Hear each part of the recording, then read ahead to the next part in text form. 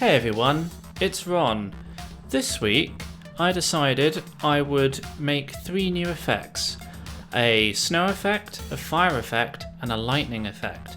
And I only got 2 out of 3 of those done, but that's because I was learning this new software called Pixel FX Designer, which I am extremely happy with. I would strongly recommend this piece of software if you're new to pixel particle effects and you wanted to get into them.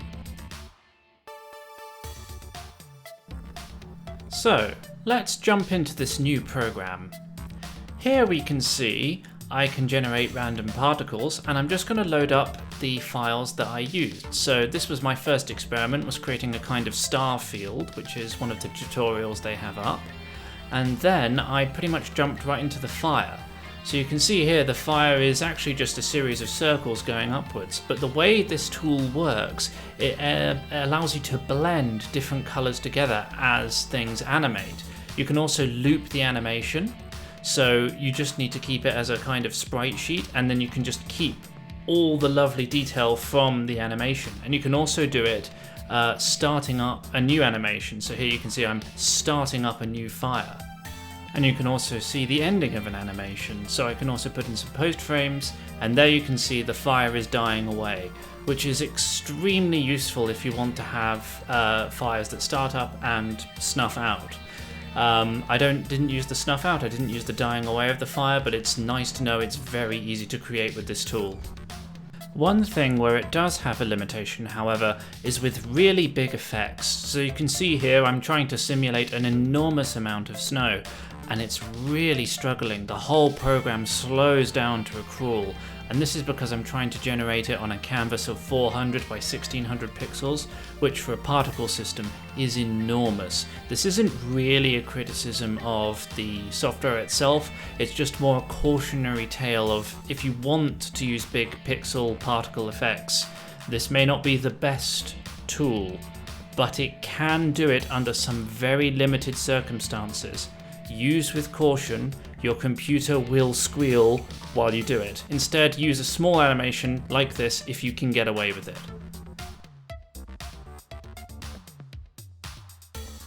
As I mentioned earlier, the fire is composed of 2 distinct parts, a beginning and a loop.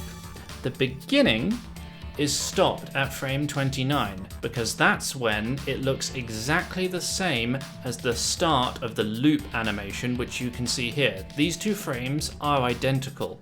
So once I hit frame 29, I immediately swap out to the loop animation so that I can continue having the fire effect I've just started, which is really nice as it gives it a nice fire effect. The code for this is actually pretty simple. What I've done here is I've used GameMaker's asset get index and a whole load of other different features in GameMaker which allow me to swap between the sprites and just use the names of each of the frames that I have available. Unfortunately, Pixel FX Designer doesn't allow for a proper rendering to a one-dimensional sprite sheet. So again, not a huge criticism, it's just something to bear in mind. You will have to switch between all of these sprites independently, and then I decided I would put it into this new fireplace.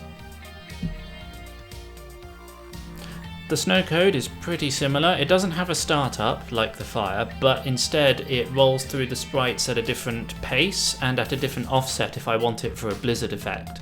And if I want it for a blizzard effect, I draw 2 different ones at subtly different times.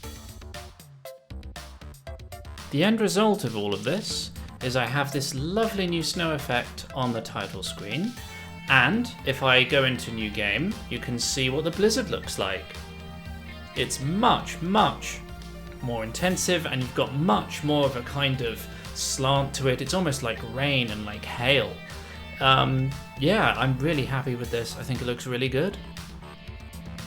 The rest of the levels, including the map screen, also have this snow effect filtering down. I think it looks really cool, and yeah, I think it adds like a nice little dusting of snow to all of the levels. And as I move across this level here, I will then encounter a fireplace.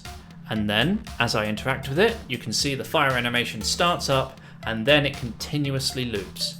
And they also function the same way the old fireplaces did, so if I jump off the end here, you will then see me respawn at that new fire. And the fire animation's still going. Mission accomplished.